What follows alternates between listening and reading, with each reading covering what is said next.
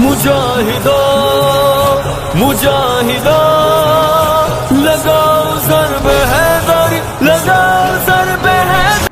अल्लामा साहब एक शिया ज़ाकिर है, वो कहता है कि इमाम या खलीफा का तकर्रुर अल्लाह ताला की तरफ से होता है और इमाम मासूम होते हैं। और अगर तुम ये कहोगे कि दीन मुकम्मल है तो यकीनन खलीफा मनसूस है, और अगर खलीफा मनसूस नहीं है तो माज़अल्लाह अल्लाह ताला ज़ालिम है। इसके बारे में आप क्या फरमाते हैं? बिस्मिल्लाहिर्रहमानिर्रहीम। आपने बहुत ही अच्छा सवाल किया। ये यहाँ से इनकी जो है गुमराही की जो वजह है वो ये है कि इन्होंने इमाम को या खलीफा को मासूम और नबी पाक सल्लल्लाहु अलैहि वसल्लम की तरह मुफ्तरद ताअत समझा है, इसलिए ये फिर सारे फिसलते गए हैं और खलीफा का तकर्रुर मिन जानिबल्लाह और मनसूस मिन अल्लाह और इस तरह का अकीदा इनको घड़ने की ज़रूरत इसलिए पड़ी है क्योंकि ये इमाम को मासूम समझते हैं। हालांकि ये बुनियाद ही गलत है। नबी पाक सल्लल्लाहु अलैहि वसल्लम पर ख़त्म नबूवत है, नबूवत का दरवाज़ा बंद है तो इस्मत का दरवाज़ा भी बंद है। नबी पाक सल्लल्लाहु अलैहि वसल्लम ख़ातमुन नबिय्यीन भी हैं तो ख़ातमुल मासूमीन भी हैं। रसूलुल्लाह सल्लल्लाहु अलैहि वसल्लम के बाद कोई मासूम नहीं। जब कोई मासूम नहीं है तो जो मासूम नहीं है तो उसका तकर्रुर अल्लाह की तरफ से होना भी ठीक नहीं है, ज़रूरी नहीं है। देखें, जो इमाम हैं इनके काम क्या हैं? हमारा पहला सवाल ये है कि इमाम का काम क्या होता है? आया वो नबी का लिया हुआ दीन आगे पहुंचाता है या अल्लाह से नया दीन लेकर आगे देता है? तो अगर कोई कहेगा कि अल्लाह से नया दीन लेकर देता है, ये तो सरासर ख़त्म नबूवत का इनकार है। फिर तो दीन मुकम्मल नहीं हुआ, फिर तो ख़त्म नबूवत नहीं हुई, फिर तो और मज़ीद दीन आ रहा है। अगर ये कहेगा कि अल्लाह से नया दीन लेकर आगे दे रहा है, ये तो ख़त्म नबूवत का इनकार है।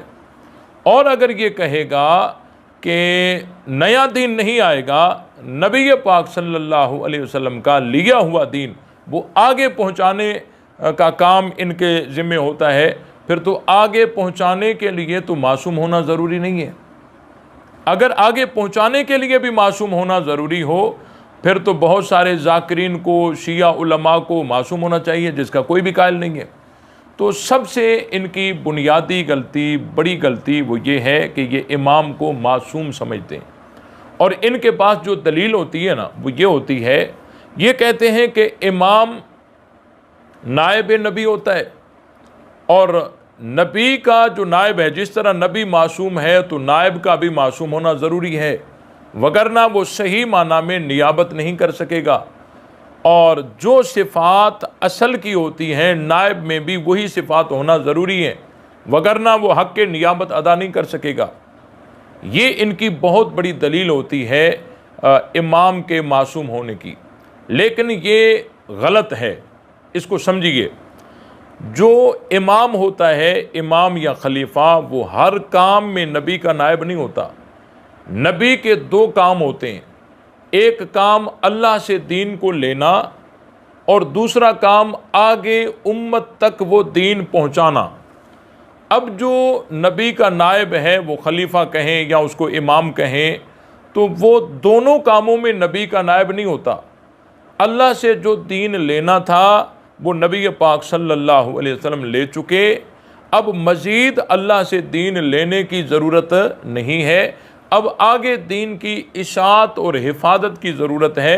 तो इमाम दोनों कामों में नबी का नायब नहीं होता और दूसरे काम में नबी का नायब होता है कि बस दीन को आगे पहुंचाना है। और नबी का मासूम होना ज़रूरी है। क्यों? क्योंकि नबी जहाँ से दीन लेता है, जिस माखज़ से दीन लेता है, वो माखज़ हमारी नज़रों से गायब है। अब अगर नबी मासूम न हो और नबी मासूम न हो तो फिर शक पड़ जाएगा कि आया नबी ने दीन लेते वक़्त, याद करते वक़्त या समझने के वक़्त या आगे बताने के वक़्त कोई उनसे गलती तो नहीं हो गई। अगर ये शक पड़ गया तो फिर पूरा दीन मशकूक हो जाएगा। इसलिए नबी का मासूम होना ज़रूरी है, क्योंकि नबी जिस माखज़ से दीन लेता है वो माखज़ हमारी नज़रों से गायब होता है। अब अगर हम शक में पड़ जाएं कि आया नबी ने बात समझने में, याद करने में कोई गलती तो नबी से नहीं हो गई, अब जब ये शक पड़ जाएगा तो पूरा दीन मशकूक हो जाएगा। इसलिए नबी का मासूम होना ज़रूरी है। और इमाम का मासूम होना ज़रूरी इसलिए नहीं है क्योंकि इमाम जहाँ से दीन लेकर आगे बता रहा है वो माखज़ हमारी नज़रों से गायब नहीं है, वो हमारी नज़रों के सामने है। अब अगर इमाम से गलती हो जाएगी तो वो दीन मशकूक नहीं होगा बल्कि गलती पकड़ी जाएगी। तो सबसे पहली बात यह है कि जो इमाम होता है वो हर काम में नबी का नायब नहीं होता। और दूसरी बात यह है, अगर हम ये कुलिया मान भी लें, इसको सही भी मान लें कि मासूम का नायब मासूम होना ज़रूरी है, फिर तो जो है आज के जितने भी ज़ाकिरीन हैं, शिया उलमा हैं, ये तो बिल इत्तिफाक उनके अकीदे के मुताबिक अपने इमामों के नायब हैं।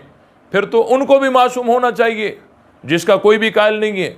खुद हज़रत अली रज़ी अल्लाह ताला अन्हु के दौरे खिलाफत में हज़रत अली ने जिनको अपना नायब बनाया, भाई इस हज़रत अली एक ही जगह बैठने वाले थे ना, तो हज़रत अली रज़ी अल्लाह ताला अन्हु ने अपने दौरे खिलाफत में जिनको अपना नायब बनाया कि इस इलाके का ये नायब मेरा नायब है, इस इलाके का गवर्नर फ़लाँ है, इस इलाके का काजी फ़लाँ है, तो वहाँ के लोग जो थे वो हर काम में हज़रत अली की तरफ तो रुजू नहीं करते थे ना, और ना ये मुमकिन था। जिस तरह कोई हाकिम होता है, कोई खलीफा होता है, वो तमाम अपनी हुदूद अरबा में खुद जा कर तो मसले हल नहीं करता ना, अपने वो नायबीन मुकर करता है। तो हज़रत अली के दौर में जो नायबीन थे, आया वो मासूम थे या नहीं थे? तो इसका कोई शिया कायल नहीं कि वो मासूम थे। जब वो गैर मासूम थे तो खुद हज़रत अली की ज़िंदगी में आप इससे बच नहीं सकते। तो ये बुनियाद ही गलत है कि नबी का जो नायब होता है वो हर काम में नबी का नायब होता है, इसलिए मासूम है। एक दलील इनकी ये है, और दूसरी दलील इनकी ये है कि इमाम की इताअत अल्लाह ताला ने वाजिब की है, और वो मासूम न हो तो उससे गुनाह का सुदूर मुमकिन होगा, और गुनाह में भी उसकी इताअत करनी पड़ेगी, जिसका नतीजा ये निकलेगा कि मखलूक बजाय हिदायत के गुमराही में मुब्तला हो जाएगी। दूसरी दलील इमामत के मासूम होने की और बड़े तमतराक से वो ये पेश करते हैं।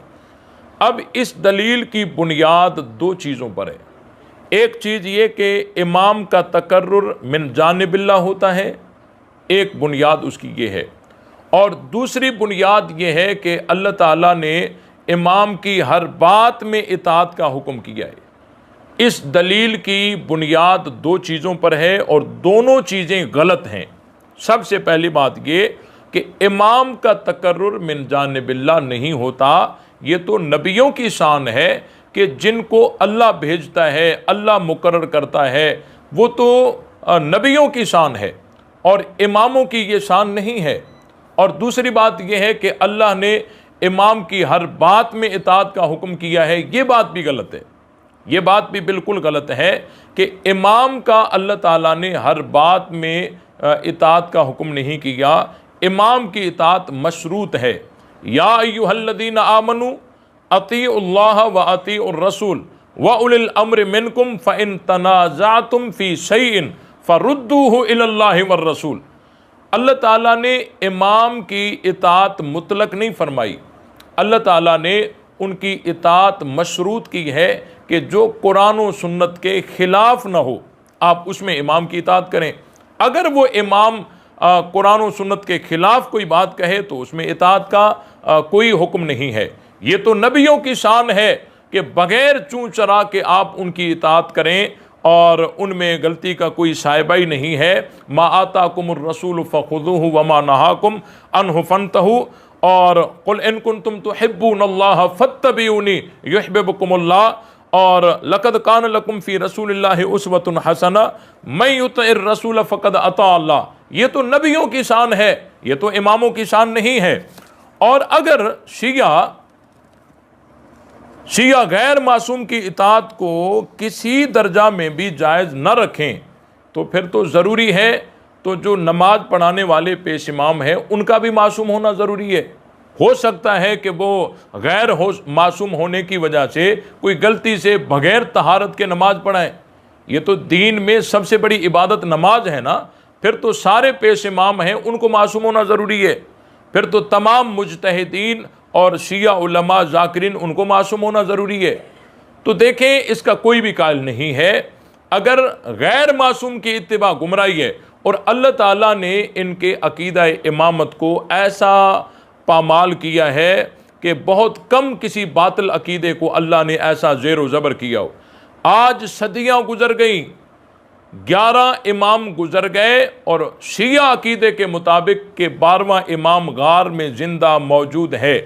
वो ऐसा मौजूद है कि न उनकी कोई बात सुन सकता है और न उनको कोई सुना सकता है, न वो कोई अहकाम दे सकता है, न यहाँ से कोई शिकायत वहाँ कर सकता है, न किसी को पता है कि वो किस चीज़ का हुक्म दे रहा है और किस चीज़ से रोक रहा है। तो ऐसा गार में अगर ज़िंदा मौजूद है तो वो उसके अहकाम का भी पता नहीं, उनकी बात भी कोई नहीं सुन सकता, उनको कुछ सुना भी नहीं सकता, तो उनका होना ना होना बराबर है। ऐसा तो फिर हमारे नबी और नबियों के नबी हज़रत मुहम्मद रसूलुल्लाह सल्लल्लाहु अलैहि वसल्लम अपनी कब्र मुबारक में रोज़े अतहर में अंदर ज़िंदा है, ये हमारा अकीदा है। तो अल्लाह के रसूल के जो अहकाम हैं, फरामीन हैं, वो भी उम्मत के हाथों में हैं। फिर तो नबी के होते हुए, उनके अहकामों के होते हुए फिर तो किसी और की इत्तिबा और अकीदे की ज़रूरत ही नहीं है। तो अगर रिवायात पर ही अमल करना था तो रसूलुल्लाह की रिवायात ने क्या कसूर किया? नबी पाक सल्लल्लाहु अलैहि वसल्लम भी तो कब्र में ज़िंदा हैं। तो देखें, ये अकीदा मनगढ़ंत अकीदा है और इमाम का जब मासूम होना ही बुनियाद गलत है तो मिन जानिबिल्लाह तकर्रुर का सवाल ही पैदा नहीं होता। जब मासूम को है ही नहीं तो उसका तकर्रुर अल्लाह की तरफ से क्यों होगा? तो ये इसी तरह है जिस तरह नमाजी जो नमाज पढ़ते हैं वो अपना पेश इमाम मुंतखब करते हैं, तो अपनी सवाबदीद पर मिलकर जिसको पेश इमाम बनाए वही पेश इमाम बन जाएगा। अगर उसका मासूम होना ज़रूरी है तो फिर पेश इमाम का मासूम होना भी ज़रूरी है। ऐसा हो सकता है कि वो बग़ैर तहारत के नमाज पढ़ाए, कोई गलती से रकातें आगे पीछे न पढ़ा दे और कोई तिलावत अंदर कोई उल्टी सीधी न कर दे, तो इसलिए तो पेश इमाम का मासूम होना भी ज़रूरी है। तो जो खराबी यहाँ मासूम के इमाम के मासूम न होने से होगी वही खराबी पेश इमाम के मासूम न होने से होगी, फिर तो पेश इमाम भी मासूम होना चाहिए। तो देखें, शिया मज़हब की ये बहुत बड़ी गलती है और गुमराही की वजह है कि वो उन्होंने इस्मत का अकीदा घड़ा है। और यकीन जानिए इस मज़हब में कोई ऐसा है ही नहीं जो इसको साबित कर सके कि इमाम मासूम होता है। इनके बस की बात ही नहीं है। इस्मत तो रसूलुल्लाह पे ख़त्म हो गई। नबी पाक सल्लल्लाहु अलैहि वसल्लम के बाद इस्मत का अकीदा रखना यह ख़त्म नबूवत का इनकार है। अल्लाह ताला हम सबको हक़ समझकर उस पर अमल करने की तौफीक बख्शे।